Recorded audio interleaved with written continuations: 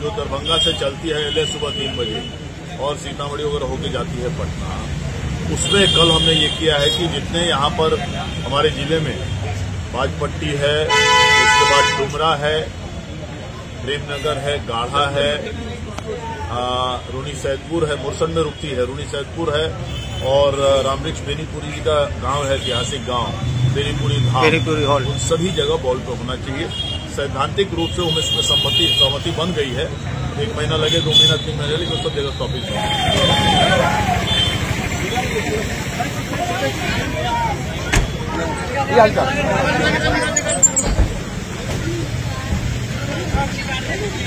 ठाकुर जिंदाबाद,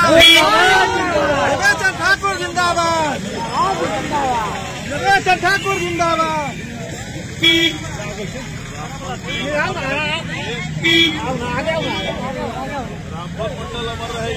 अमर है, अमर है।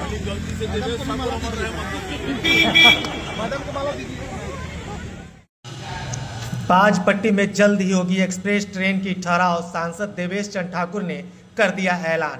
मंगलवार को सीतामढ़ी सांसद देवेश चंद्र ठाकुर शहीद रामफल मंडल स्मृति द्वार का उद्घाटन करने बाजपट्टी पहुंचे।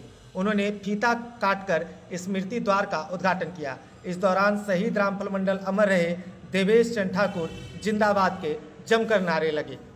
मीडिया कर्मियों ने जब बाजपट्टी में एक्सप्रेस ट्रेन की ठहराव के बारे में सवाल किया तो उन्होंने कहा कि अगले सुबह दरभंगा से पटना जाने वाली इंटरसिटी एक्सप्रेस का ठहराव जल्द ही बाजपट्टी स्टेशन पर भी होने जा रही है। सभी प्रक्रियाएं पूरी कर ली गई है।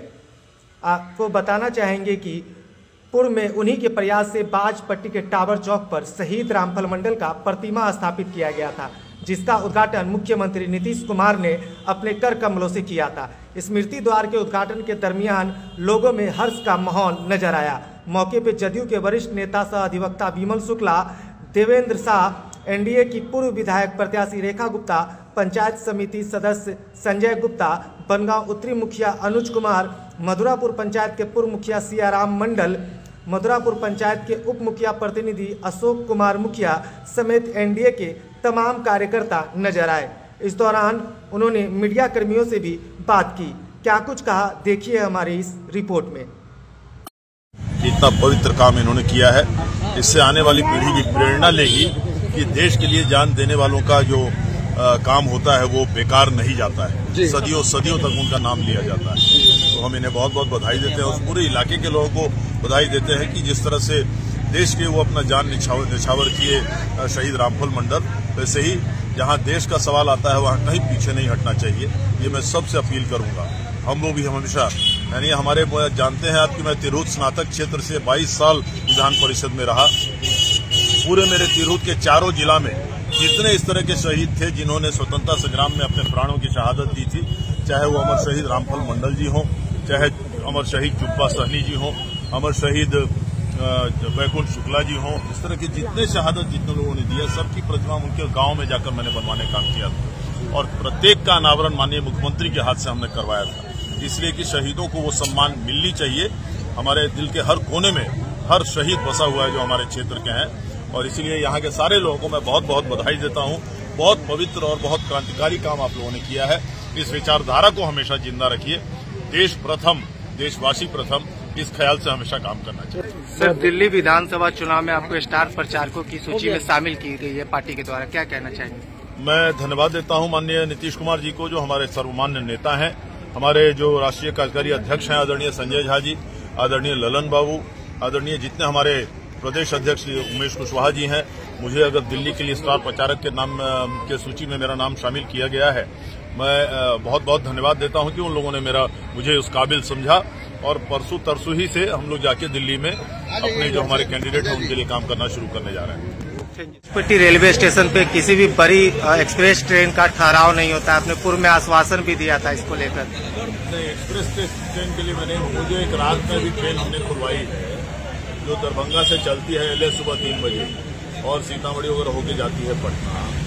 उसमें कल हमने ये किया है कि जितने यहाँ पर हमारे जिले में बाजपट्टी है, उसके बाद डुमरा है, प्रेमनगर है, गाढ़ा है, रूनी सैदपुर है, मुरसन में रुकती है, रूनी सैदपुर है और रामवृक्ष बेनीपुरी जी का गांव है, ऐतिहासिक गांव बेनीपुरी धाम, बेनीपुरी हॉल, उन सभी जगह बॉल्ट होना चाहिए।